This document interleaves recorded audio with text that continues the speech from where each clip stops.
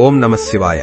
జగత్తుకు తల్లిదండ్రులైన పార్వతీ పరమేశ్వరులకు నమస్కరిస్తూ వ్యాస భగవానుని దయతో మనకందిన పరమ పవిత్రమైన శ్రీ శివ మహాపురాణ ప్రవచన యజ్ఞంలో 6వ భాగాన్ని మనం ప్రారంభిద్దాం. ముందుగా విఘ్నాలను తొలగించే శ్రీ మహాగణపతికి మరియు శ్రీ గౌరీ శంకరులకు మనస్ఫూర్తిగా నమస్కరిస్తూ శ్రీ శివ మహాపురాణంలో 2వదైన రుద్ర సంహితలోని సృష్టిఖండం ప్రారంభమవుతోంది. ఈ విశ్వాన్ని సృష్టించడానికి, దానిని కాపాడటానికి గౌరీదేవికి భర్త అయినవాడు, సకల తత్వాలను తెలిసినవాడు, ఎప్పటికీ అంతంకాని గొప్ప కీర్తి ఉన్నవాడు, ఈ మాయ అంతటికీ ఆశ్రయమైనవాడు, ఆ మాయ వల్ల ఏమాత్రం ప్రభావితం కానివాడు, మన మనస్సుతో ఎంత ఆలోచించినా ఊహకు కూడా అందనివాడు, కేవలం జ్ఞానమే తన స్వరూపంగా ఉన్నవాడు మరియు ఎలాంటి దోషాలు లేనివాడు అయిన ఆ పరమశివుడికి నా నమస్కారం. ఈ ప్రకృతి కంటే ఎంతో గొప్పవాడు, మొదలు అనేది లేనివాడు, ఎంతో ప్రశాంతంగా ఉండేవాడు, వేరొకరు లేని అద్వితీయుడు మరియు పురుషోత్తముడు అయిన ఆ శివుడికి నా నమస్కారం. ఆయన ఈ ప్రపంచాన్నంతా తన మాయతో సృష్టించి ఈ జగత్తుకు లోపల మరియు బయట ఆకాశంలాగా అంతటా వ్యాపించి ఉన్నాడు. శివుడు ఈ జగత్తును తన సొంత స్వరూపం నుండి సృష్టించి అన్నింటిలోనూ తానే వ్యాపించి ఉండి ఎవరికీ కనిపించని తన దాగి ఉన్న రూపంలో స్థిరంగా ఉన్నాడు. అయస్కాంతం దగ్గర ఇనుప ముక్కలు ఎలాగైతే ఆకర్షించబడి తిరుగుతూ ఉంటాయో అలాగే ఈ భువనాలన్నీ ప్రతిరోజు ఆయన చుట్టూనే తిరుగుతూ ఉంటాయి. అటువంటి ఆ గొప్ప శివుడికి మనస్సారా నమస్కారం చేసుకుందాం. నైమిసారణ్యంలో వ్యాస భగవానుడు శౌనకాది ఋషులతో ఈ విధంగా అంటున్నాడు. ఒకప్పుడు నైమిసారణ్యంలో శౌనకుడు మొదలైన ఋషులందరూ సూత మహామునిని ఎంతో భక్తితో ఇలా అడిగారు. ఓ సూతముని, ఇంతవరకు మీరు చెప్పిన విద్యేశ్వర సంహితా ప్రసంగాన్ని మేమంతా ఎంతో శ్రద్ధగా విన్నాము. ఆ శంకరుని అద్భుతమైన కథలు వినడానికి మా చెవులకు ఎంతో ఆనందంగా ఉన్నాయి. దయచేసి మాకు ఆ కథలను పూర్తిగా వివరంగా చెప్పండి. ఎలాంటి రూపం, గుణాలు లేని ఆ శివుడు ఆకారం ఉన్న సగుణుడుగా ఎలా మారాడు? ఆయన అసలైన కంటికి కనిపించని రూపం ఎటువంటిది? ఈ ప్రపంచాన్ని కాపాడే సమయంలో ఆయన పనులు ఎలా ఉంటాయి? ప్రపంచాన్ని నాశనం చేసే లయకాలంలో ఆయన ఆడే విలాసాలు ఎటువంటివి? ఆ పరమేశ్వరుడు మన మీద ఎలా దయ చూపిస్తాడు? ఆయన అసలు ఎలా పుట్టాడు? ఉమాదేవి ఎలా పుట్టింది? వాళ్ళిద్దరికీ పెళ్లి ఎలా జరిగింది? వాళ్ళిద్దరూ భార్యాభర్తలుగా ఉన్నప్పటి కథలేమిటి? ఆయన ఆడిన ఎన్నో విలాసాల గురించి ఇంకా మీకు తెలిసిన గొప్ప విషయాలన్నింటినీ మాకు ఎంతో వివరంగా చెప్పండి అని ఆ ఋషులడిగారు. ఆ మునులడిగిన తీరుకు ఎంతో సంతోషించిన సూతుడు వాళ్లకు ఇలా చెప్పడం మొదలుపెట్టాడు. మహర్షులారా, పరమశివునికి సంబంధించిన ఈ కళ్యాణ కథలు గంగాజలంలాగా ఎంతో స్వచ్ఛమైనవి. ఒక చిన్న ఇండుప గింజ చూడటానికి ఎంతో చిన్నదిగా ఉన్నా సరే అది నీటిలో ఉన్న బురదనంతా పోగొట్టి ఆ నీటిని ఎలాగైతే శుభ్రం చేస్తుందో అలాగే ఈ శివుని కథలు కూడా మనుషుల మనస్సులో ఉన్న మురికిని, పాపాలను పూర్తిగా తొలగించి మనస్సును ఎంతో పవిత్రంగా మారుస్తాయి. ఒకప్పుడు విష్ణుమూర్తి చేత ప్రేరేపించబడిన నారదుడు తన తండ్రి అయిన బ్రహ్మదేవుణ్ణి ఇలాగే ఎన్నో ప్రశ్నలు అడగగా అప్పుడు ఆ బ్రహ్మదేవుడు నారదుడికి ఇచ్చిన సమాధానాన్ని నేనిప్పుడు మీకు వివరంగా చెబుతాను, శ్రద్ధగా వినండి. ఒకానొకప్పుడు బ్రహ్మదేవుని మానసపుత్రుడు మరియు మునులలో ఎంతో గొప్పవాడు అయిన నారదుడు ఎంతో కఠినమైన తపస్సు చెయ్యాలనే ఉద్దేశంతో ప్రశాంతమైన స్థలం కోసం హిమాలయాలలో వెతకడం మొదలుపెట్టాడు. అలా వెతుకుతుండగా అతనికి ఎంతో అందమైన ఒక గుహ కనిపించింది. ఆ గుహ పక్కనే గంగానది ప్రవహిస్తూ ఉంది. ఆ ప్రదేశం తపస్సు చేసుకోవడానికి ఎంతో అనుకూలంగా ఉంది అనుకుని ఆ ముని పుంగవుడు ఒక గట్టి ఆసనం వేసుకుని ప్రాణాయామం చేసి నోరు తెరిచి మాట్లాడకుండా మౌనంగా ఉండి ఎంతో దీర్ఘకాలం పాటు తన తపస్సును కొనసాగించాడు. అలా కదలకుండా నారదుడు చేస్తున్న ఆ తీవ్రమైన తపస్సుకు స్వర్గానికి రాజైన ఆ ఇంద్రుని మనస్సులో ఎక్కడిలేని భయం మొదలైంది. ఎందుకంటే ఎవరైనా గొప్ప తపస్సు చేస్తే వాళ్లు తన రాజ్యాన్ని లాక్కుంటారేమోనని ఇంద్రుడికి ఎప్పుడూ భయంగానే ఉంటుంది. అలాగే నారదుడు కూడా తన ఇంద్ర పదవిని లాక్కుంటాడేమోననే అనుమానంతో ఆ ముని చేస్తున్న తపస్సును ఎలాగైనా సరే చెడగొట్టాలని ఇంద్రుడు నిర్ణయించుకొని వెంటనే మన్మధుడిని మనస్సులో తలచుకున్నాడు. ఇంద్రుడు పిలవగానే అక్కడికి వచ్చిన ఆ మన్మధుడిని చూసి ఇంద్రుడు ఇలా అన్నాడు. ఓ మిత్రమా, నా రాజ్యం సురక్షితంగా నా చేతుల్లో ఉండటం అనేది ఇప్పుడు నీ చేతుల్లోనే ఉంది. ఆ నారదుడు భరించడానికి వీలుకాని ఎంతో భయంకరమైన తపస్సులో మునిగి ఉన్నాడు. నువ్వు ఎలాగైనా సరే వెళ్లి అతని తపస్సుకు విఘ్నం కలిగించు అని ఇంద్రుడు మన్మధుడిని ఎన్నో రకాలుగా బ్రతిమిలాడాడు. అది విన్న మన్మధుడు అదెంత పని, నా ప్రతాపం చూపిస్తాను అని ఎంతో గర్వంగా వసంతుడిని అంటే వసంత ఋతువును తన వెంట తీసుకుని అక్కడి నుండి బయలుదేరాడు. వాళ్ళిద్దరూ కలిసి ఆ నారద ముని తపస్సు చేసుకుంటున్న ఆ పవిత్రమైన హిమాలయ భూమికి చేరుకుని తమకు ఉన్న నేర్పును, తమ కళలను మరియు తమ మాయలను ప్రదర్శించడం మొదలుపెట్టారు. అప్పటి వరకు ప్రశాంతంగా ఉన్న ఆ అడవి వసంత ఋతువు రాకతో ఒక్కసారిగా మారిపోయింది. ఎక్కడ చూసినా పువ్వుల నుండి కారే తేనె కాలువలు, రాలిపడిన పుప్పుడ కుప్పలు, రకరకాల పువ్వుల నుండి వచ్చే సువాసనలు, పూల మీద వాలుతున్న తుమ్మెదల ఝుంకారాలు, రామచిలుకలు మరియు కోయిలల మధురమైన కూతలు, అందమైన ఆడవాళ్ల నవ్వుల కిలకిలలు మరియు కొండలపై నుండి జారే సెలయేర్ల గలగల శబ్దాలతో ఆ అడవి అంతా ఎంతో అద్భుతంగా మారిపోయింది. 4 రకాల వాయిద్యాలతో, నాట్యాలతో ఎంతో కోలాహలంగా సాగిపోతున్న ఒక గొప్ప నృత్య మండపంలాగా ఆ ప్రదేశం తయారైంది. మన్మధుని ప్రతాపం అక్కడ ఉప్పొంగుతోంది. కాని నారదుడి మాత్రం ఎంతో ధైర్యంగా, తన మనస్సులో ఎలాంటి చెడు ఆలోచనలు రానివ్వకుండా, ఏమాత్రం చలించకుండా తన తపస్సును అలా కొనసాగిస్తూనే ఉన్నాడు. అది చూసిన మన్మధుడికి తన గర్వమంతా అణిగిపోయి ఏమి చేయాలో అర్థం కాక తన బాణాలను, విల్లును అక్కడే వదిలేసి తాను ఓడిపోయాను అనే బాధతో తిరిగి ఆ ఇంద్రుని దగ్గరకు వెళ్లిపోయాడు. మునులారా, ఆ హిమాలయ ప్రదేశంలో మన్మధుని ప్రభావం ఏమాత్రం పనిచేయలేదు. దానికొక కారణముంది. ఎందుకంటే అంతకుముందే పరమశివుడు అదే స్థలంలో ఉగ్రమైన తపస్సు చేస్తున్నప్పుడు ఇదే మన్మధుడు వెళ్లి ఆ శివుని తపస్సును చెడగొట్టాలని చూస్తే ఆ శివుడు తన 3వ కన్ను తెరచి ఆ మన్మధుణ్ణి మంటల్లో కాల్చి బూడిద చేసిన స్థలమది. అందుకే అక్కడ మన్మధుని మాయలు ఏమీ పనిచేయవు. ఆ మన్మధుడు అలా ఇంద్రుడి దగ్గరికి వెళ్లి ఆ నారదుని గొప్పతనం గురించి చెప్పి తన సొంత ప్రదేశానికి తాను వెళ్లిపోయాడు. అది విన్న ఆ అమరాధిపతి అయిన ఇంద్రుడు తన మనస్సులో ఆ నారదుణ్ణి ఎంతగానో మెచ్చుకున్నాడు. ఆ తర్వాత పరమశివుని దయ వల్ల నారదుడు మరికొంతకాలం పాటు తన తపస్సును ఎంతో ప్రశాంతంగా కొనసాగించి తన తపస్సుకు పూర్తిస్థాయి ఫలితం లభించింది అనే గట్టి నమ్మకంతో తపస్సును ముగించాడు. కాని ఆ నారదుడు శివుని యొక్క మాయలో పడిపోయి ఆ మన్మధుని మీద సాధించిన విజయం తన సొంత గొప్పతనమే అని అనుకుని ఎంతో భ్రమపడ్డాడు. తన మహిమను పరమశివునికి స్వయంగా చెప్పి ఆయన దగ్గర నుండి ప్రశంసలు పొందాలనే అత్యుత్సాహంతో అక్కడి నుండి వెంటనే కైలాసానికి బయలుదేరాడు. కైలాసానికి వెళ్లి అక్కడ ఉన్న రుద్రుడికి నమస్కారం చేసి తాను మన్మధుడిని ఎలా జయించాడో ఆ కథంతా ఎంతో ఉత్సాహంగా శివుడికి వివరించాడు. ఆ మాటలు విన్న రుద్రుడు ఎంతో ఆశ్చర్యపోయి తన వివేకాన్ని కోల్పోయిన నారదుడితో ఇలా అన్నాడు: నా ప్రియమైన నారద, నువ్వు ఎంతో గొప్ప జ్ఞానివి మరియు ఎంతో అదృష్టవంతుడివి. కాని నువ్వు జయించిన ఈ మన్మధుని విషయాన్ని వేరే ఇతరుల దగ్గర ఎవ్వరి దగ్గర చెప్పకు. అలా చెప్తే నువ్వు అందరి ముందు నవ్వుల పాలవుతావు. ఈ విషయాన్ని నీ మనస్సులోనే రహస్యంగా దాచుకో. ముఖ్యంగా ఆ విష్ణుమూర్తి దగ్గర మాత్రం ఈ ప్రస్తావన అస్సలు తీసుకురాకు అని పరమశివుడు నారదుణ్ణి ఎన్నిసార్లు హెచ్చరించినా సరే ఆ నారదుడు ఆ మాటలను అస్సలు పట్టించుకోలేదు. మునులారా, జరగబోయే కర్మ అనేది ఎంతో బలమైనది. ఈ కర్మ ఎప్పుడూ ఆ ఈశ్వరుని చేతనే నడిపించబడుతుంది. ఆ కర్మ వల్లే ఆ ముని కైలాసం నుండి తిన్నగా బ్రహ్మలోకానికి వెళ్లి తన తండ్రి అయిన ఆ బ్రహ్మదేవుడికి నమస్కారం చేసి తన కామ విజయ గాథనంతా పూసగుచ్చినట్లు వివరించాడు. ఆ మాటలు విన్న పద్మజుడైన బ్రహ్మదేవుడు మనసులో ఆ శంకరుణ్ణి తలచుకొని అసలు నిజమేమిటో గ్రహించి ఆ రుద్రుడు చెప్పినట్లుగానే ఆ విషయాన్ని వేరే ఎవరి దగ్గర బయట పెట్టవద్దు అని తన కుమారుడైన నారదుడికి ఎంతో ప్రేమగా చెప్పాడు. కాని ఆ శివుని మాయలో పూర్తిగా కూరుకుపోయిన నారదుడు తన కన్న తండ్రి చెప్పిన మాటలను కూడా పెడచెవిన పెట్టి అక్కడి నుండి తిన్నగా వైకుంఠంలో ఉన్న ఆ విష్ణుమూర్తిని దర్శించుకోవడానికి వెళ్లాడు. నారాయణుడు సమస్తం తెలిసినవాడే అయినా సరే నారదుడికి స్వాగతం పలికి ఎన్నో సత్కారాలు చేసి, ఓ నారదా, ఇలా అకస్మాత్తుగా నువ్వు నా దగ్గరకు రావడానికి గల అసలు కారణమేమిటి అని అడిగాడు. అప్పటికే తాను మన్మధుణ్ణి గెలిచాను అనే అహంకారంతో విర్రవీగుతున్న నారదుడు తాను తపస్సు చేయడం, ఆ మన్మధుడు వచ్చి ఓడిపోవడం లాంటి విషయాలన్నీ ఉన్నవి ఉన్నట్లుగా ఆ విష్ణువు ముందు వర్ణించి చెప్పాడు. అప్పుడు అసలు నిజం తెలిసిన ఆ పద్మనాభుడు ఎంతో చమత్కారంగా నారదుడితో ఇలా అన్నాడు: ఓ మునిశ్రేష్ఠుడా, నువ్వు బ్రహ్మజ్ఞానాన్నంతా అవపోసన పట్టిన గొప్పవాడివి కదా.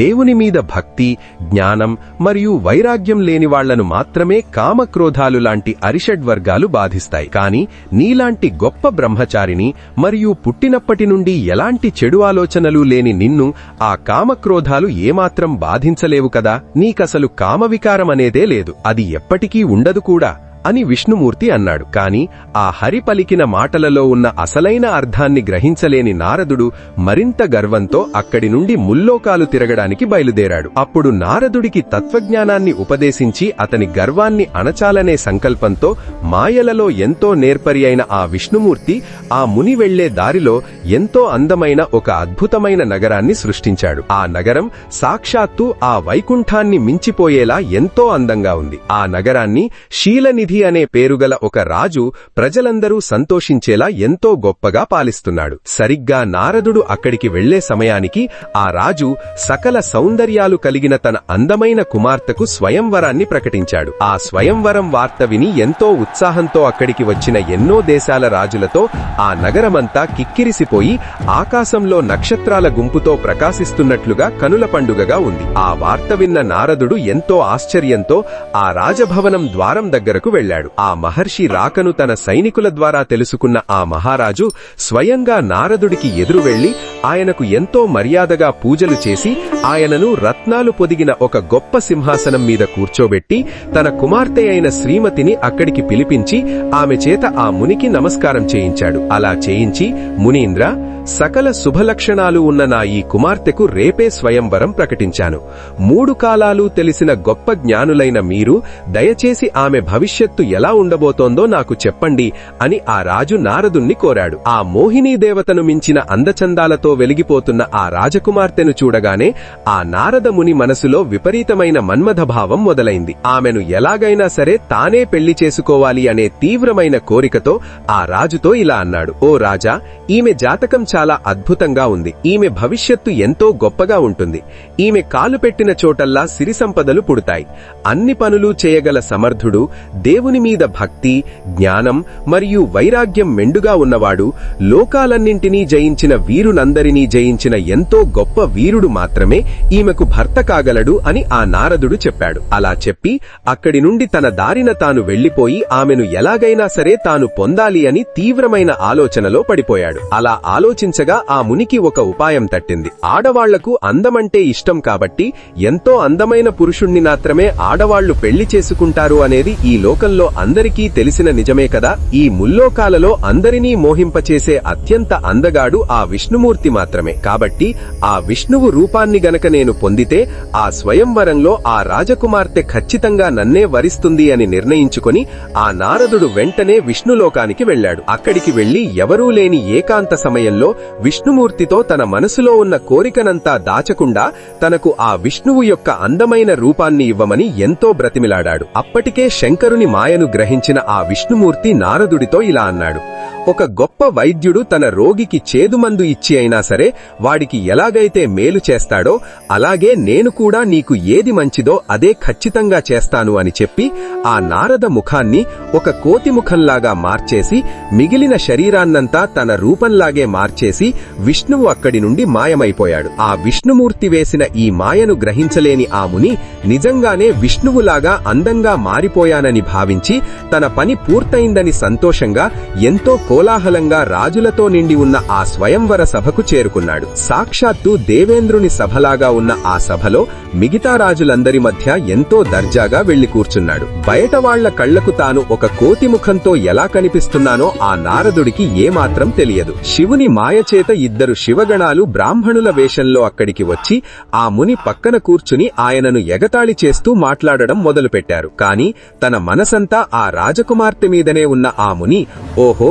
కోతిముఖంవాడా అని ఆ బ్రాహ్మణులు చేస్తున్న పరిహాసపు మాటలను ఏమాత్రం పట్టించుకోలేదు. ఆ రాజకుమార్తె వచ్చే దారివైపే కళ్ళు ఆర్పకుండా ఆ నారదముని అలా చూస్తూనే ఉన్నాడు. ఇంతలో ఆ రాజకుమారి తన 2 ముఖ్యమైన చెలికత్తెలు తన పక్కన నిలబడగా మిగతా పనివాళ్లు తన వెనకాల నడుస్తుండగా బంగారంతో చేసిన ఒక అందమైన పూలమాలను తన చేతిలో పట్టుకొని ఆ స్వయంవర సభ మధ్యలో రత్నాలతో చేసిన ఒక బొమ్మలాగా వచ్చి నిలబడింది. ఆ తర్వాత తనకు కాబోయే భర్త కోసం కోసం వెతకడం మొదలుపెట్టింది. అలా తిరుగుతూ ఆ నారదమునిని చూడగానే ఆ కోతి ముఖాన్ని చూసి భయపడి అసహ్యంతో తన ముఖాన్ని పక్కకు తిప్పుకుంది. అది చూసి ముని ఎంతో బాధపడ్డాడు. అప్పటికే విష్ణుమూర్తి ఒక రాజకుమారుని వేషం వేసుకుని ఎవరికీ గుర్తుపట్టడానికి వీలు లేకుండా అదే సభలో కూర్చొని ఉన్నాడు. ఆ రాజకుమారి ఆయనను చూడగానే ఎంతో సంతోషంగా ఆ పూలమాలను ఆయన మెడలో అలంకరించింది. వెంటనే ఆ హరి ఆ రాజకుమారిని తీసుకుని అక్కడి నుండి మాయమైపోయి తన విష్ణులోకానికి చేరుకున్నాడు. పెళ్లి చేసుకుందామని ఆశతో వచ్చిన రాజకుమారులందరూ నిరాశతో అక్కడి నుండి వెళ్లిపోగా ఆ నారదుడు మాత్రం ఆ దేవుని మాయదెబ్బకు తట్టుకోలేక పిచ్చివాడిలా మారిపోయాడు. అప్పుడు గొప్ప జ్ఞానమున్న ఆ శివగణాలిద్దరూ మన్మధుని బాణాలతో పిచ్చివాడైపోయిన ఆ నారద ముని దగ్గరకు వచ్చి, ఓ నారద, బంగారంలాంటి అందమైన ఆ రాజకుమారి నిన్ను పెళ్లి చేసుకోలేదు కదా, నువ్వు ఇంతలా బాధపడుతున్నావు? అసలు కోతిముఖంతో ఉన్న నిన్ను ఆ చందమామలాంటి అందమైన ముఖమున్న రాజకుమారి ఎలా పెళ్లి చేసుకుంటుంది అని నువ్వు అనుకున్నావు అని ఎత్తిపొడిచారు. వాళ్ల మాటలు విన్న ముని ఎంతో ఆశ్చర్యపోయి పక్కనే ఉన్న నీటిలో తన ముఖాన్ని చూసుకొని ఆ బ్రాహ్మణులు చెప్పిన మాటలు నిజమే అయినా సరే ఎంతో విపరీతమైన కోపంతో, మీరిద్దరూ బ్రాహ్మణుడనైన నన్ను అందరి ముందు పరిహసించారు కాబట్టి దీనికి శిక్షగా మీరిద్దరూ బ్రాహ్మణులై జన్మించి భయంకరమైన రాక్షస రూపాన్ని పొందుతారు అని వాళ్లను శపించాడు. అప్పుడు ఆ శివగణాలిద్దరూ ఇదంతా ఆ శివుని ఇచ్ఛయే అని భావించి ఏమాత్రం బాధపడకుండా అక్కడి నుండి తమ రుద్రలోకానికి వెళ్లిపోయారు. అప్పుడు సూతమహాముని అక్కడున్న ఋషులతో ఇలా అంటున్నాడు, మునులారా, ఆ విధంగా నారదుడు శివుని మాయలో పడిపోయి విష్ణుమూర్తి చేసిన ఆ కపటపు పనిని గ్రహించి ఎంతో కోపంతో ఆయనకు తగిన బుద్ధి చెప్పాలనే ఉద్దేశంతో ఆ విష్ణులోకానికి వెళ్ళాడు. అక్కడికి వెళ్లి ఆ విష్ణుమూర్తితో ఎంతో కోపంగా ఇలా తిడుతూ మాట్లాడాడు, ఓ హరి, నువ్వు ఎంతో పెద్ద కపటివి. ఈ ప్రపంచాన్నంతా నీ మాయతో మోసం చేసేవాడివి.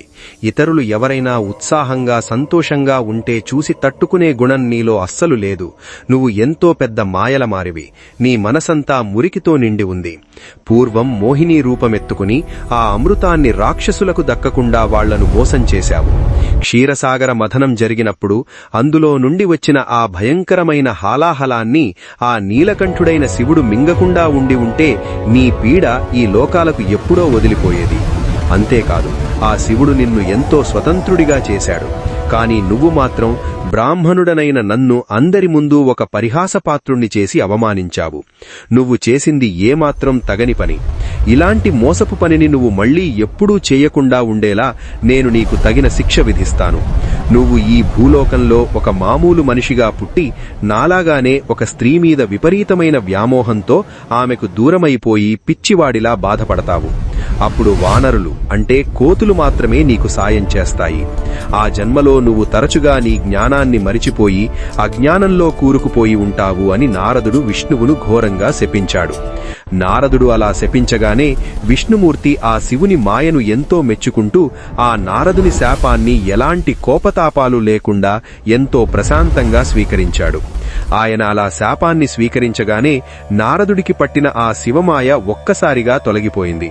నారదుడు మళ్లీ ఎప్పటిలాగానే గొప్ప జ్ఞానమూర్తి అయ్యాడు. అలా తన నిజమైన జ్ఞానం తిరిగి రాగానే గతమంతా గుర్తుకు వచ్చి తానెంత ఘోరమైన తప్పు చేశానో అని మనస్సులో ఎంతో కుమిలిపోతూ తన్ను తాను తిట్టుకుంటూ ఆ శివమాయ ఎంత గొప్పదో అని ప్రశంసిస్తూ ఆ విష్ణుమూర్తి పాదాల మీద పడి ఏడుస్తూ ఇలా అన్నాడు, హే ప్రభూ, నేను నా చెడు బుద్ధితో నిన్ను ఎన్నో ఘోరమైన మాటలన్నాను. పైగా నిన్ను శపించాను. నాకైతే ఇక ఆ నరకం ప్రాప్తించడం ఖాయం. నేను ఎప్పటికీ నీకు దాసుడిని. దయచేసి నన్ను క్షమించి ఈ నరకం నుండి నన్ను బయటపడేసే ఉపాయమేదైనా ఉంటే చెప్పండి అని వేడుకున్నాడు. అప్పుడు విష్ణుమూర్తి నారదుణ్ణి పైకి లేపి ఆయన తల నిమిరి ఎంతో దయతో ఇలా అన్నాడు, నా ప్రియమైన నాయనా, నువ్వు ఏమాత్రం బాధపడకు. నా భక్తులందరిలోకెల్లా నువ్వు ఎంతో గొప్పవాడివి. నాకు ఎంతో ఇష్టమైన వాడివి. నీకు ఎలాంటి నరకం రాదు. ఆ పరమశివుడు నీకు ఎన్నో మంగళాలను ప్రసాదిస్తాడు. ఇదంతా ఆ శివుని ఇచ్ఛ ప్రకారమే జరిగింది. ఆ శివుడే నిజమైన పరబ్రహ్మ. ఆయనే పరమాత్మ మరియు ఎంతో గొప్ప సచ్చిదానంద స్వరూపుడు.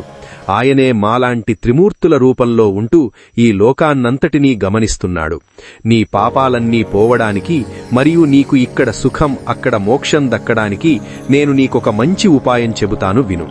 నువ్వు ఎప్పుడూ ఆ పరమశివుని గొప్పతనాన్ని పాటల రూపంలో పాడుతూ ఉండు. నువ్వు వెంటనే వారణాసి నగరానికి అంటే కాశీకి వెళ్లి ఆ విశ్వేశ్వరుణ్ణి దర్శించుకో. మృత్యువును జయించిన ఆ మృత్యుంజయుని గుణాలను మనస్సారా పాడుకో. అక్కడ నీకు అన్నీ శుభాలే జరుగుతాయి. ఆ తర్వాత నా ఆజ్ఞగా బ్రహ్మలోకానికి వెళ్లి నీ కన్న తండ్రి అయిన ఆ బ్రహ్మదేవుణ్ణి కలుసుకో. ఆయన నీకు ఆ శివమాహాత్మ్యం గురించి ఎంతో వివరంగా చెబుతాడు. అప్పుడు నీ పాపాలన్నీ పూర్తిగా నశించిపోతాయి అని విష్ణుమూర్తి నారదుడికి చెప్పాడు. అప్పుడు సూత మహర్షి మునులతో ఇలా అంటున్నాడు: మునులారా, ఆ విష్ణుమూర్తి చెప్పిన విధంగానే నారద మహర్షి ఈ భూలోకంలో ఉన్న శివక్షేత్రాలన్నింటినీ ఎంతో ప్రేమగా దర్శించుకుంటూ ఆ క్షేత్రాల గొప్పతనాన్ని కథలుగా వింటూ పరవశించిపోతూ ఆ శివుణ్ణి కీర్తిస్తూ పాడుకుంటూ చివరికి ఆ కాశీనగరానికి వచ్చి చేరాడు.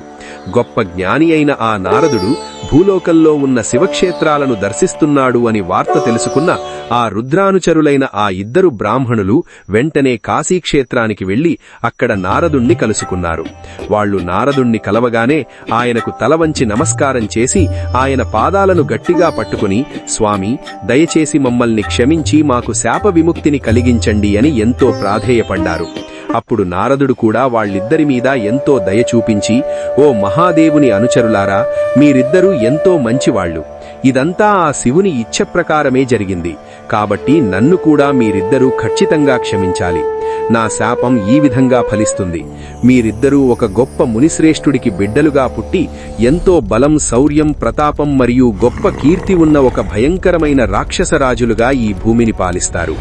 మీరు రాక్షసులుగా ఉన్నా సరే గొప్ప శివభక్తులుగా ఉండి చివరికి ఆ విష్ణుమూర్తి చేతిలో చనిపోయి తిరిగి మీ రుద్రలోకానికి చేరుకుంటారు అని వాళ్లకు శాప విముక్తిని కలిగించాడు. నారదుడు ఎంతో ప్రేమగా పలికిన ఆ మాటలకు సంతోషించి ఆ శివగణాలు ఇద్దరూ తిరిగి తమ లోకానికి వెళ్లిపోయారు.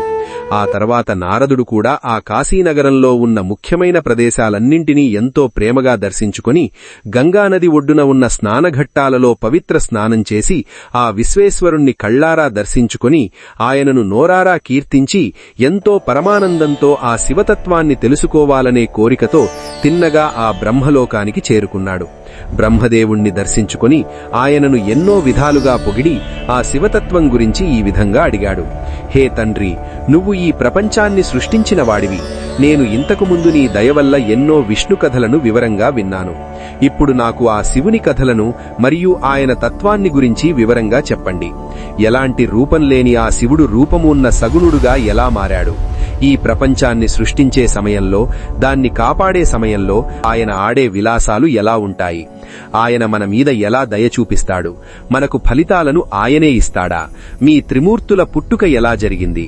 ఉమాదేవి ఎలా పుట్టింది? వాళ్ళిద్దరికీ పెళ్లి ఎలా జరిగింది? వాళ్ల సంసార జీవితం గురించి మరియు ఇంకా ఎన్నో ఇతర శివగాథలను దయచేసి నాకు చెప్పండి అని నారదుడు అడిగాడు. నారదుడు అడిగిన ఆ మాటలను విన్న పితామహుడైన ఆ బ్రహ్మదేవుడు లోకానికి మంచి జరగాలని కోరుకుని నారదుడికి ఇలా చెప్పడం మొదలుపెట్టాడు: నా ప్రియమైన కుమారా, నువ్వు ఈ లోకానికి ఎంతో మేలు జరగాలని కోరుకుని ఈ ప్రశ్నలడిగావు. జాగ్రత్తగా విను. ఇది అన్నింటికంటే ఎంతో గొప్ప విషయము. ఈ కంటికి కనిపించే ఈ ప్రపంచం ఏదీ పుట్టకముందు, అంటే సృష్టి జరగడానికి ముందు, ఈ విశ్వమంతా ఎటు చూసినా చిమ్మ చీకటితో నిండిపోయి ఉండేది. సూర్యుడు లేడు, చంద్రుడు లేడు, ఆకాశంలో మెరిసే నక్షత్రాలు లేవు, గ్రహాలు లేవు, సప్తర్షి మండలాలు లాంటివి ఏవీ లేవు. భూమి, నీరు, అగ్ని, గాలి, ఆకాశం అనే ఆ 5 భూతాలు ఏవీ కూడా లేవు. తూర్పు, పడమర, ఉత్తరం, దక్షిణం అనే దిక్కులు లేవు. పగలు, రాత్రి అనే కాలాన్ని లెక్కించే సమయం కూడా లేదు. వేదాలలో తత్సత్ బ్రహ్మ అని చెప్పబడిన సత్ అనబడే ఒక గొప్ప శక్తి మాత్రమే అప్పుడుండేది. ఆ పరబ్రహ్మ స్వరూపాన్ని గొప్ప యోగులు ఎప్పుడూ తమ గుండెల్లోనే ఒక గొప్ప వెలుగులాగా చూస్తూ ఉంటారు. అది కంటికి కనిపించే ఆకారం కాదు, అలాగని కంటికి కనిపించని గాలి లాంటిది కూడా కాదు. దాన్ని మాటలలో వర్ణించి చెప్పడం ఎవరితరం కాదు. అది మన మనస్సుతో ఎంత ఆలోచించినా ఊహకు కూడా అందని ఒక గొప్ప అద్భుతం. దానికి ఒక పేరుగాని ఒక రూపంగాని ఏమీ లేవు. దానికి ఒక రంగుగాని లేదా ఫలానా కులం అనే భేదాలుగాని ఏమీ లేవు. ఇది పెద్దది, ఇది చిన్నది అనే భేదాలు దానికి అస్సలు లేవు. అది కంటికి కనిపించేది కాదు, అలాగని అస్సలు లేనిది కూడా కాదు. అది ఎప్పటికీ మారేది కాదు. అది సాక్షాత్తు జ్ఞాన స్వరూపం, మరియు దానికి ముగింపు అనేది అస్సలు లేదు. పరమానందంతో నిండిపోయిన ఒక గొప్ప వెలుగులాంటి ఆ శక్తి గురించి వేదాలు కేవలం అది ఒకటి ఉన్నది అని మాత్రమే చెప్పగలుగుతున్నాయి. కుమారా నారదా, అసలు వేదాలే పూర్తిగా చెప్పలేని ఆ గొప్ప శక్తి గురించి మనలాంటి వాళ్లం ఎలా చెప్పగలం? ఈ విధంగా ఆ పరబ్రహ్మమును గురించి కేవలం కొన్ని లక్షణాలను మాత్రమే మనం ఊహించగలం. అది సాక్షాత్తు ఒక చైతన్యమూర్తి. కుమారా, అటువంటి ఆ పరమాత్మకు తనలాంటి మరొకరిని సృష్టించాలనే కోరిక కలిగింది. అలా ఎలాంటి ఆకారం లేని ఆ పరమాత్మ తన విలాసం చేత ఎన్నో గొప్ప ఐశ్వర్యాలు, జ్ఞానాలు మరియు అన్ని శుభాలను కలిగించే ఒక అందమైన రూపాన్ని తనకు తానుగా సృష్టించుకున్నాడు. విలాసం అంటే తనకంటే వేరైనది అని అర్థం కాదు, ఎప్పుడూ ప్రవహించేది అని అర్థం. ఆ పరమాత్మ సృష్టించిన ఆ మొదటి రూపమే ప్రధానము, ప్రకృతి, మాయ, పరాశక్తి, అంబిక, ఈశ్వరి మరియు త్రిమూర్తులకు తల్లిలాంటి ఎన్నో పేర్లతో ఈ లోకంలో పిలువబడుతోంది. ఆమె ఏ సకల రూపాలను ధరించి అన్నింటినీ చూస్తూ అన్ని పనులను చేస్తూ ఉంటుంది. ఆమెను అందరూ పూజించాలి. ఈ సకల సృష్టికి మూల కారణం ఆమెయే. సాటి లేనిది, మొదలు ముగింపు లేనిది మరియు అంతటా వ్యాపించి ఉన్న ఆ పరబ్రహ్మం యొక్క రూపమే సదాశివుడు. ఆ సదాశివుడు సృష్టించిన రూపమే పరాశక్తి లేదా ఈశ్వరి. కుమారా, మాలాంటి త్రిమూర్తులకు కూడా తల్లి అయిన ఆ పరాశక్తి 8 చేతులతో ఎంతో అందంగా ఉంటుంది. ఆమె ముఖం ఎప్పుడూ చిరునవ్వుతో ఉండి కోటానుకోట్ల నిండు పున్నమి చంద్రుల వెన్నెల కాంతులతో ప్రతిరోజూ ప్రకాశిస్తూనే ఉంటుంది. పూర్తిగా వికసించిన అందమైన తామరపూలను కూడా మించిపోయేలా ఉండే ఆమె కళ్ళు మరియు దయతో నిండిన ఆమె చూపులు ఎప్పుడూ భక్తుల మనస్సులకు ఎంతో ఆనందాన్ని ఇస్తూనే ఉంటాయి. ఇక సదాశివుని తలమీద గంగానది ఉండి ఆయన ఒక చిన్న చందమామను తలపై ధరించి 3 కళ్లతో, 5 ముఖాలతో, 10 చేతులతో, చేతిలో త్రిశూలాన్ని పట్టుకుని ఒంటి నిండా బూడిదను పూసుకుని ఎంతో అద్భుతంగా ఉంటాడు. ఆ సదాశివుడు తన శక్తి అయిన పార్వతీదేవితో కలిసి శివలోకం అనే ఒక గొప్ప క్షేత్రాన్ని నిర్మించాడు. ఆ అత్యుత్తమమైన క్షేత్రానికే కాశీ అని పేరు. ఆ కాశీ అనేది అన్నింటికంటే ఎంతో గొప్పదైన మరియు మోక్షాన్ని ఇచ్చే పుణ్యక్షేత్రం. పార్వతీ పరమేశ్వరులు ఈ ప్రపంచమంతా నాశనమైపోయే ప్రళయకాలంలో కూడా ఆ క్షేత్రాన్ని ఎప్పటికీ విడిచిపెట్టరు. అందువల్లనే దానికి అవిముక్తము అని మరొక పేరు కూడా ఉంది. అది భక్తులందరికీ ఎంతో ఆనందాన్ని ఇస్తుంది కాబట్టి దానిని ఆనందవనం అని కూడా అంటారు. ఆ విధంగా పార్వతీ పరమేశ్వరులు ఆ ఆనందవనంలో ఎంతో ఆనందంగా విహరిస్తూ ఉండగా వేరొక పురుషుణ్ణి సృష్టించి వాడి భుజాల మీద ఈ సృష్టి భారాన్నంతా పెట్టి మనమిద్దరం ప్రశాంతంగా సుఖంగా ఉందాము అనే కోరిక వాళ్ళిద్దరికీ కలిగింది. ఆ కొత్తగా పుట్టే పురుషుడు కేవలం నా దయ వల్లనే ఈ సమస్తాన్ని సృష్టించి మళ్లీ ప్రళయకాలంలో వాటన్నింటినీ తనలో కలుపుకునేలా చెయ్యాలి అని పరమశివుడు సంకల్పించాడు. తన ఎడమ భాగం మీద అమృతాన్ని చిలకరించగా అప్పుడు ముల్లోకాలలోకెల్లా అత్యంత అందగాడైన ఒక పురుషుడు అక్కడి నుండి ఆవిర్భవించాడు. అతడు ఎంతో శాంతంగా ఉండేవాడు, సత్వగుణంతో నిండినవాడు, ఎంతో గంభీరంగా ఉంటూ అందరినీ క్షమించే గుణమున్నవాడు. ఇంద్రనీలమణిలాగా ఎంతో అందంగా మెరిసిపోతూ అందమైన తామరపూలలాంటి కళ్లతో బంగారు రంగులో ఉన్న పట్టుబట్టలు ధరించి ఉన్నాడు. అలా అద్భుతంగా పుట్టిన ఆ పురుషుడు వెంటనే ఆ శంభునకు నమస్కారం చేసి, స్వామి, నాకు ఒక మంచి పేరును పెట్టి నేను చెయ్యాల్సిన పనులేమిటో నాకు దయచేసి చెప్పండి అని కోరగా అప్పుడు శివుడు ఇలా అన్నాడు, కుమారా, నువ్వు ఈ సృష్టి అంతటా వ్యాపించి ఉండేవాడివి కాబట్టి నీకు విష్ణువు అనే పేరు ఈ లోకంలో ఎంతో గొప్ప కీర్తిని పొందుతుంది. నువ్వు ఎప్పుడూ నీ భక్తులకు ఎంతో ఆనందాన్ని ఇస్తూ ఉంటావు. ఆ కారణంగా నీకు ముందు ముందు ఇంకా ఎన్నో పేర్లు వస్తాయి. నువ్వు ఎంతో గట్టి పట్టుదలతో తపస్సు చెయ్యి. అప్పుడు నువ్వు చెయ్యాల్సిన అసలు పనేమిటో నీకే స్పష్టంగా తెలుస్తుంది అని శివుడు చెప్పాడు. ఆ తర్వాత శివుడు తన శ్వాస ద్వారా ఆ వేదాలను విష్ణువుకు ఇచ్చి అక్కడి నుండి మాయమైపోయాడు. ఆయనతో పాటే ఆ శివలోకం కూడా అక్కడి నుండి మాయమైపోయింది. శివుని ఆజ్ఞ ప్రకారం ఆ విష్ణుమూర్తి 12,000 దేవతల సంవత్సరాల పాటు ఎంతో కఠినమైన తపస్సు చేసినా సరే ఆయనకు శివుని దర్శనం కలగలేదు. తాను చెయ్యాల్సిన పనేమిటో కూడా ఆయనకు అర్థం కాలేదు. అప్పుడు విష్ణువు ఎంతో అనుమానంతో ఆదరంగా శివుని మనస్సులో తలచుకుంటూ తాను ఏం చెయ్యాలి అని ఆలోచిస్తుండగా ఆ పరమశివుని దగ్గర నుండి నీ అనుమానాలన్నీ తీరిపోవడానికి నువ్వు మళ్లీ ఘోరమైన తపస్సు చెయ్యాలి అని ఒక అశరీరవాణి ఆయనకు వినిపించింది. ఆ మాట వినగానే విష్ణువు మళ్లీ ఆ పరబ్రహ్మాన్ని మనస్సులో తలుచుకుంటూ ఎంతో ఘోరమైన తపస్సు చేయడం ప్రారంభించాడు. అలా ఎన్నో వేల సంవత్సరాలు గడిచిపోయిన తర్వాత ఆ విష్ణుమూర్తి తన ధ్యానం నుండి బయటకు వచ్చి ఆ శివుని గొప్పతనాన్ని తలుచుకుని ఎంతో సంతోషాన్ని మరియు ఆశ్చర్యాన్ని పొందాడు. సరిగ్గా ఆ సమయంలోనే ఎంతో అద్భుతమైన రీతిలో ఆ శివుని మాయ వల్ల ఆ విష్ణువు శరీరం నుండి అంతులేని నీటిధారలు ఉప్పెనలా బయటకు వచ్చాయి. ఆ నీటి వల్ల ఎటు చూసినా అంతా నీటితో నిండిపోయింది. ఇన్ని వేల సంవత్సరాలు తపస్సు చేయడం వల్ల అలసిపోయి ఉన్న ఆ విష్ణుమూర్తి ఆ మాయలో పడిపోయి ఆ నీటిపైనే ఎంతో ప్రశాంతంగా యోగనిద్రలోకి జారుకున్నాడు. అలా నీటిపైన పడుకోవడం వల్లే ఆయనకు నారాయణుడు అనే గొప్ప పేరు వచ్చింది. ఆ సమయంలో ఆ పురుషుడు తప్ప మిగతా ప్రకృతికి సంబంధించిన ఏ వస్తువులు అక్కడ లేవు. సరిగ్గా ఆ సమయంలోనే ఆ పుణ్య పురుషుని శరీరం నుండి ఎన్నో రకాల తత్వాలు ఒక్కొక్కటిగా బయటకు రావడం మొదలయ్యాయి. ఆ పురుషుని నుండి ముందుగా ప్రకృతి పుట్టింది. ఆ ప్రకృతి నుండి మహత్ అనే తత్వం పుట్టింది. దాని నుండి సత్వ, రజో, తమో గుణాలు పుట్టాయి. ఆ 3 గుణాల వల్ల 3 రకాల అహంకారాలు పుట్టాయి. దాని నుండి శబ్దం, స్పర్శ, రూపం, రసం, గంధం అనే 5 తన్మాత్రలు పుట్టాయి. దాని నుండి భూమి, నీరు, అగ్ని, గాలి, ఆకాశం అనే 5 భూతాలు పుట్టాయి. దాని నుండి 5 జ్ఞానేంద్రియాలు మరియు 5 కర్మేంద్రియాలు పుట్టాయి. నారద, శ్రద్ధగా విను. ఆ పుణ్యపురుషుడు తప్ప ఈ ప్రకృతి నుండి పుట్టిన ఆ 24 తత్వాలు అన్నీ ప్రాణం లేని జడ పదార్థాలే. అప్పుడు విష్ణువు ఈ 24 తత్వాలను ఒక్కటిగా కలిపి ఆ శివుని ఆజ్ఞ ప్రకారం తన కడుపులో ఉంచుకుని ఆ పరబ్రహ్మ స్వరూపమైన ఆ నీటిపైనే ఎంతో ఆనందంగా యోగనిద్రలో ఉండిపోయాడు. మరి ఆ తర్వాత ఆ బ్రహ్మదేవుని పుట్టుక ఎలా జరిగింది, ఆయన ఈ సృష్టిని ఎలా ప్రారంభించాడు అనే ఎన్నో అద్భుతమైన విషయాలను మనం తర్వాతి ఎపిసోడ్లో వివరంగా తెలుసుకుందాం. ఈ వీడియో కనుక మీకు నచ్చినట్లయితే తప్పకుండా లైక్ చేయండి. మీ విలువైన అభిప్రాయాలను కామెంట్ రూపంలో మాకు తెలియజేయండి. ప్రతి సోమవారం ఉదయం 9 గంటలకు మన ఛానల్లో వచ్చే శివమహాపురాణ ఎపిసోడ్స్ ని మిస్ అవ్వకుండా తప్పక చూడండి. మరిన్ని ఇలాంటి అద్భుతమైన ఆధ్యాత్మిక విషయాల కోసం మన ఛానల్ ని సబ్స్క్రైబ్ చేసుకోండి. ఓం నమః శివాయ.